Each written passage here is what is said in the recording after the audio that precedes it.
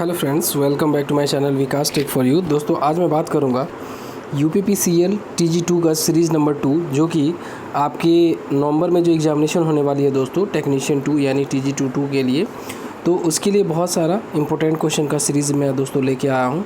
तो चलिए एक एक करके दोस्तों हम लोग देखेंगे।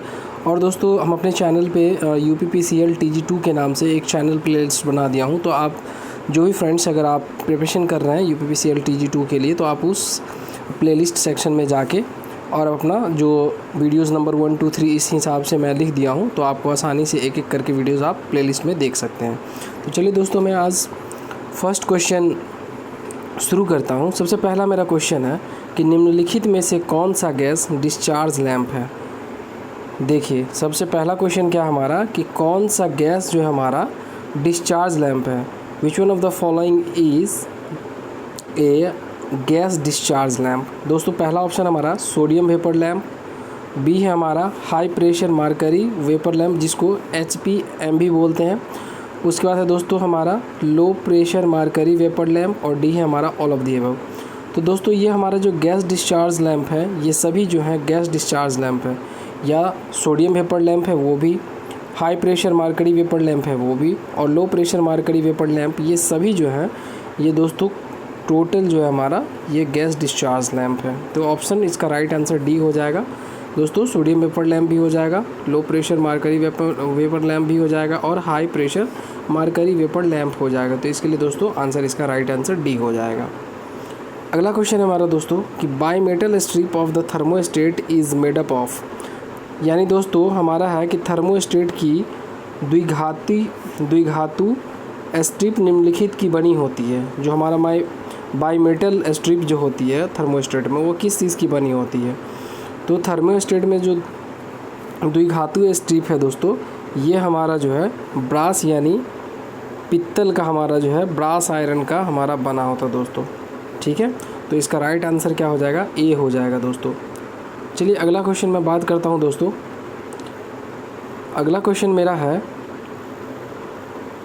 देखिए ये अगला क्वेश्चन है हमारा कि किसी विद्युत प्रणाली में होने वाला सबसे सामान्य दोष। दोस्तों जो विद्युत प्रणाली है हमारा, उसमें सबसे जो है मतलब जनरल जो है हमारा दोष कौन सा हो सकता है। पहला है हमारा 3 कला यानी 3 फेज, उसके बाद है एकल लाइन यानी सिंगल लाइंस से भू, उसके बाद तीसरा ऑप्शन है दोस्तों दोहरी लाइन, और चौथा हमारा है दोहरी लाइन। तो वो हमारा जो तीसरा था वो दोहरी लाइन से भू संपर्क का बात हो रहा है, और चौथा सिर्फ दोहरी लाइन है। लेकिन दोस्तों इसका जो राइट आंसर होगा हमारा, जो सामान्य दोष जो होते हैं विद्युत प्रणाली यानी इलेक्ट्रिकल सिस्टम में, ये जनरल हमारा जो है दोष कौन सा होगा, तो ये हमारा एकल लाइन से भू संपर्क। ये आपको राइट आंसर इसका बी हो जाएगा दोस्तों। दोस्तों ये हमारा जितने भी क्वेश्चन आप देख पा रहे हैं, ये हमारा UPPCL TG2 के लिए किसी न किसी साल में ये पूछा गया क्वेश्चन है। तो चलिए आपका दोस्तों इस सबसे भी बहुत सारे क्वेश्चन आने की संभावना है, क्योंकि रिपीटेड क्वेश्चन हर चीज़ का एक सिलेबस माने कि हमारा टेक्निकल में क्या है सीमित है।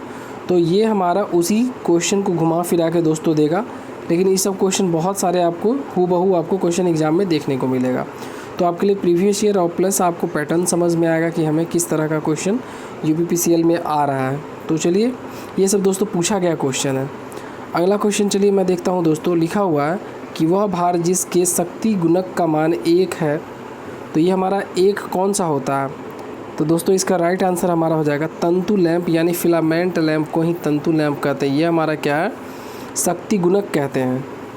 तो दोस्तों अगर इसका क्वेश्चन का अगर ऐसे ही पूछ सकता है कि तंतु लैंप या फिलामेंट लैंप का शक्ति गुणांक कितना होता है, तो इसका मान 1 होता है। या अगर आपसे पूछे कि वह भार जिसके शक्ति गुणक का मान 1 है, तो ये क्या होता है, तो ये हमारा क्या है दोस्तों, तंतु फिलामेंट लैंप होता है। ओके, तो इसका राइट आंसर ए हो जाएगा। चलिए अगला क्वेश्चन का मैं बात करता हूँ दोस्तों। अगला क्वेश्चन है हमारा कि ए फ्लोरोसेंट ट्यूब इज़, यानी फ्लोरोसेंट ट्यूब हमारा क्या है, फ्लोरोसेंट ट्यूब है।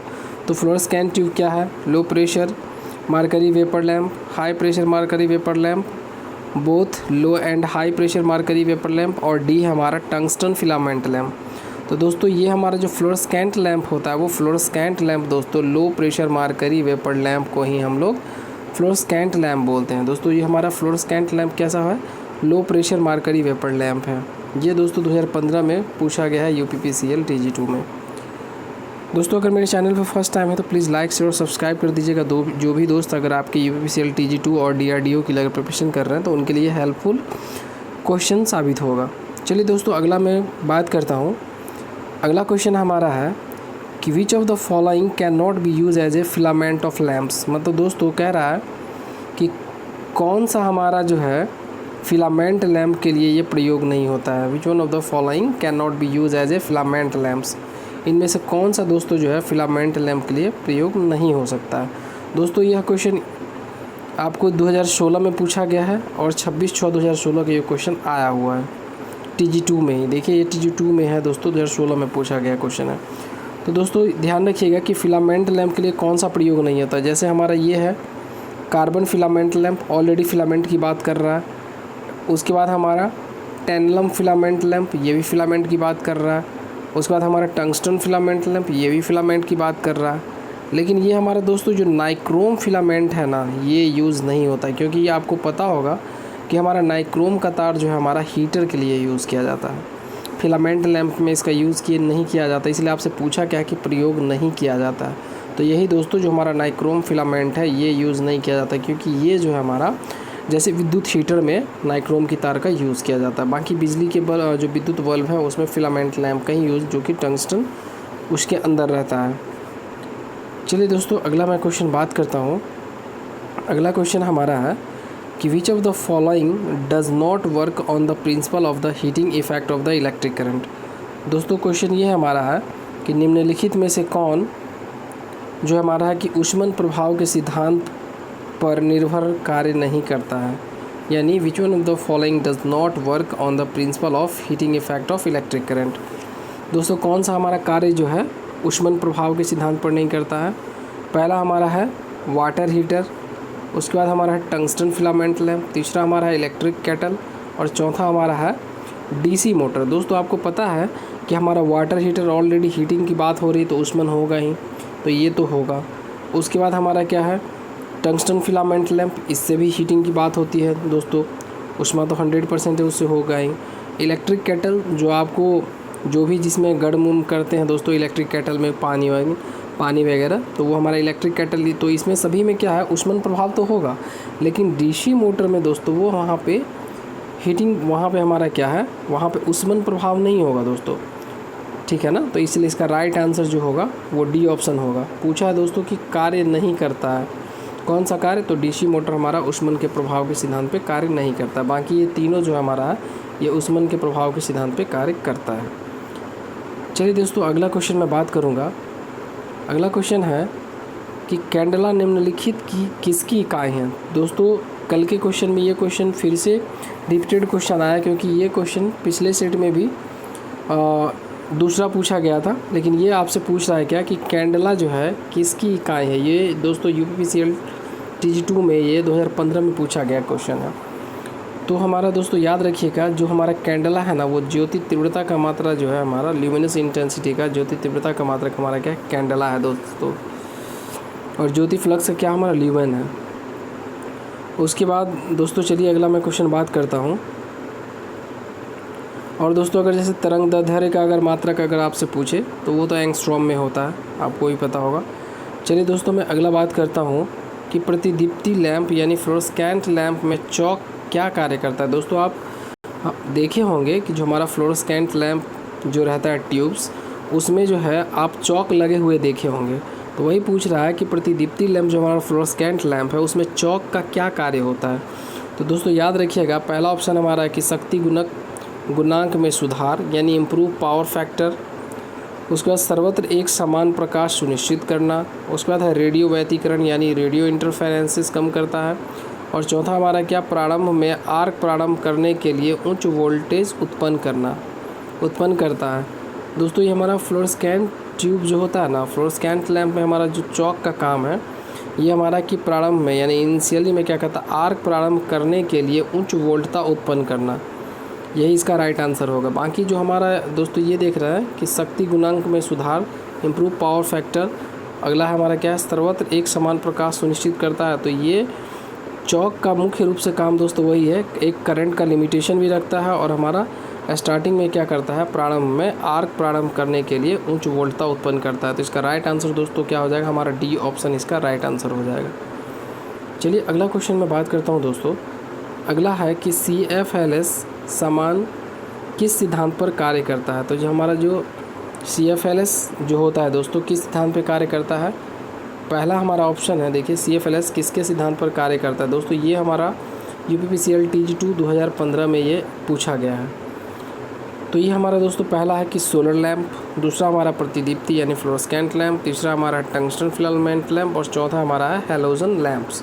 और आपसे पूछा है कि CFLS किसके सिद्धांत पर कार्य करता है। तो दोस्तों ये हमारा जो है प्रतिदीप्ति लैंप यानी लुमिनस, ये हमारा फ्लोरोसेंट लैंप के सिद्धांत पर CFL कार्य करती है। चलिए दोस्तों अगला क्वेश्चन मैं देखता हूँ। अगला क्वेश्चन मेरा है कि वोल्टता प्रोत्कर्ष जो कि पारेषण लाइन से होकर गुजरती है आरंभ में डैश प्रवेश करती है।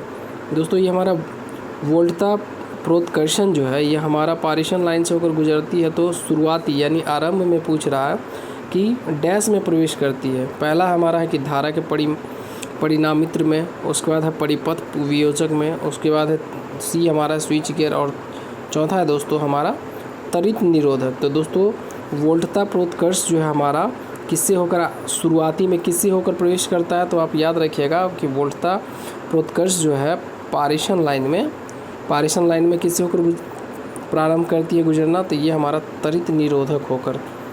त्वरित निरोधक यानी इसका राइट आंसर दोस्तों हमारा 4 हो जाएगा, त्वरित निरोधक। अगला क्वेश्चन है दोस्तों हमारा कि पारेषण मोटर में अर्ध समृद्ध प्रकांश का क्या कार्य होता है। तो दोस्तों पहला हमारा है जैसे कि निष्कर्षण अलाघूर्ण बढ़ाना, उसके बाद हमारा दूसरा है कि प्रवर्तन बलाघूर्ण बढ़ाना, तीसरा है दक्षता बढ़ाना और चौथा हमारा चुंबकीय धारा घटाना और शक्ति के गुणक को बढ़ाना। तो दोस्तों यही इसका राइट आंसर हो जाएगा कि जो हमारा जो है प्रेरण मोटर यानी इंडक्शन मोटर में जो दोस्तों हमारा वो अर्थ जो हमारा समृद्ध है उसके लिए क्या कार्य करता है। तो ये हमारा हो जाएगा चुंबकीय धारा घटाना और शक्ति का गुणक बढ़ाना। तो अगला दोस्तों क्वेश्चन में देखूंगा, अगला है कि हमारा धारिता का मान कैसे बढ़ाया जाता है। दोस्तों जो हमारा कैपेसिटर होता है उसकी कैपेसिटेंस को कैसे आप इंक्रीज़ करेंगे। तो ये दोस्तों चलिए मैं बात करता हूँ, ये हमारा धारिता का मान कैसे बढ़ा सकते हैं। क्षेत्रफल की वृद्धि से, उसके बाद प्लेट्स के बीच की दूरी की वृद्धि करके या अभिवाह में कमी करके और क्षेत्रफल में कमी करके। तो दोस्तों धारिता का मान आप जो है बढ़ा सकते हैं, यानी कैपेसिटर का जो कैपेसिटेंस कैसे बढ़ाएंगे। धारिता दोस्तों ये हमारा कैपेसिटर होता है, कैपेसिटर को ही हम लोग धारिता बोलते हैं, कैपेसिटर। तो दोस्तों ये पूछ रहा है कि कैपेसिटर का मान आप कैसे बढ़ा पाएंगे। तो कैपेसिटर का जो है हमारा एरिया बढ़ा के यानी क्षेत्रफल में वृद्धि करके आप उसके कैपेसिटेंस के मान को बढ़ा सकते हैं। दोस्तों आपको पता होगा कि हमारा कैपेसिटर के लिए एक फॉर्मूला है C=Q/V, है ना, जहाँ कि हमारा C क्या हमारा कैपेसिटर ऑफ कैपेसिटेंस है, Q हमारा क्या है चार्ज है और Q/V हमारा क्या हो जाएगा दोस्तों वोल्टेज हो जाएगा। यानी C हमारा क्या हो गया, C जो है हमारा दोस्तों हो जाएगा कैपेसिटेंस ऑफ कैपेसिटर और Q हमारा क्या है, Q बराबर चार्ज हो गया, Q बराबर हमारा क्या है चार्ज यानी दोस्तों आवेश कहेंगे उसको, हिंदी में चार्ज को आवेश कहेंगे और V को दोस्तों हमारा Q/V हो गया। तो V को हम लोग क्या कहेंगे वोल्टेज कहेंगे, वोल्टेज कहिएगा। तो ध्यान रखिएगा दोस्तों ये क्वेश्चन जो है या तो आपसे क्वेश्चन जैसे अभी धारिता के बारे में पूछ दिया यानी कैपेसिटर के बारे में, या तो हमारा दोस्तों कभी कभी ऐसा होता है कि कैपेसिटर को हम लोग किस में मेजर करते हैं। तो हम लोग फैराड, कैपेसिटर का जो इकाई होता है दोस्तों फैराड होता है। तो याद रखिएगा हमारा जो कैपेसिटर का जो इकाई यानी यूनिट जो होता है हमारा क्या होता है फैराड होता है। कैपेसिटर का इकाई आए कि क्या होता है तो इसका फैराड होता है दोस्तों। चलिए दोस्तों अगला क्वेश्चन मैं बात करता हूँ, ये लास्ट क्वेश्चन था दोस्तों थैंक यू सो मच। अगर आप मेरे चैनल पे फर्स्ट टाइम विजिट कर रहे हैं तो प्लीज़ लाइक शेयर और सब्सक्राइब कर दीजिएगा। आगामी जितने भी क्वेश्चन का सीरीज़ होगा UPPCL में जो पूछा गया क्वेश्चन और जो भी मॉक टेस्ट जो हमारा दोस्तों जो UPPCL TG2 के लिए दोस्तों जो सबसे इम्पोर्टेंट क्वेश्चन का सीरीज़ है वही लेके आ रहा हूँ, और आपके आने वाले जो एग्ज़ाम है उसमें बहुत सारे क्वेश्चन आपको यहाँ से देखने को मिलेगा। तो चलिए दोस्तों, अपने दोस्तों में भी शेयर कर दीजिए जो लोग इस चीज़ का DRDO और टेक्नीशियन TG2 का जो प्रिपरेशन कर रहे हैं UPSCL के लिए, उनके लिए हेल्पफुल हो सकेगा। थैंक यू सो मच दोस्तों।